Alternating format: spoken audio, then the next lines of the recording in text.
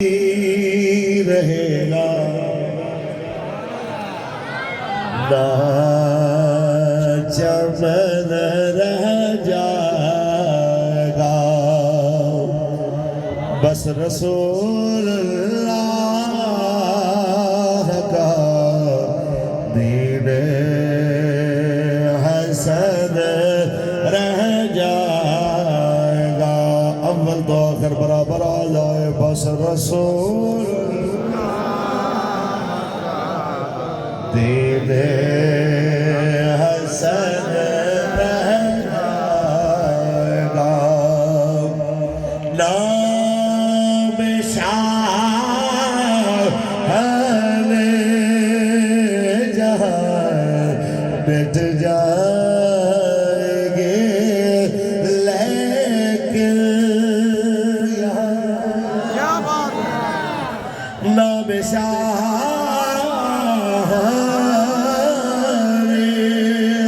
جہاں مٹ جائیں گے لیکن یہاں حشر تک نام و نشان پنج در رہ جائے گا بس رسول اللہ کا دین حسن رہ جائے گا جو پڑھے گا صاحب لولاک کے اوپر درود کیا بات ہے جو پڑھے گا صاحب لولاک کے اوپر درود آگ سے محفوظ اس کا تن بدن رہ جائے گا بس رسول اللہ کا دین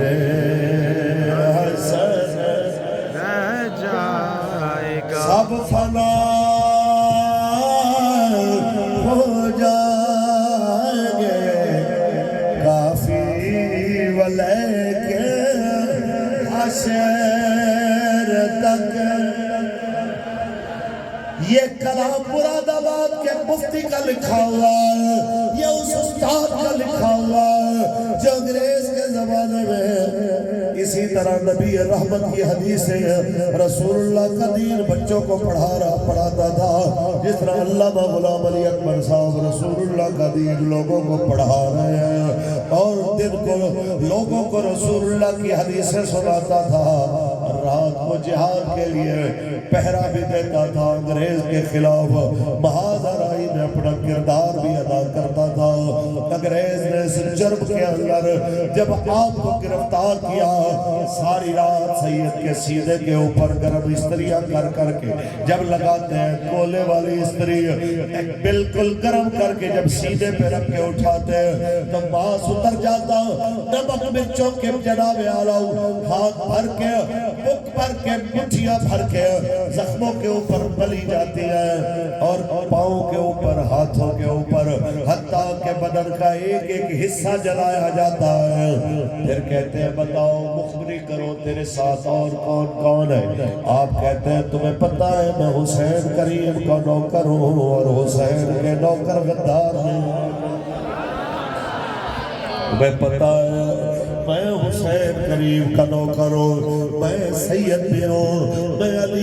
علی کی اولاد بھی ہوں میں خون رسول بھی ہوں میں کسی صورت غداری نہیں کر سکتا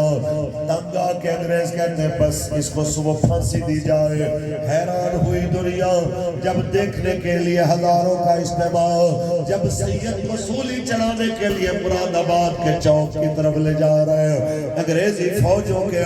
ہاتھ کے اندر لوڈ ریفلوں کی نالی کے اوپر لگے ہوئے خنجر. حیرت کی بات ہے ہاتھ میں لوڈ رائفل پکڑ کے سپاہی کانپتا ہوا جا رہا ہے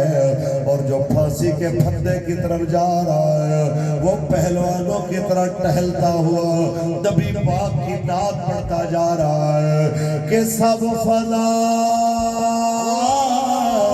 ہو جائیں گے کافی ولیکن حشر تک سب فنا ہو جائیں گے کافی ولیکن حشر تک. نعت حضرت کا زبانوں پر سخن رہ جائے گا. بس رسول بندے بڑی تعداد میں آواز اسی صاحب کی آئے بس رسول اللہ کا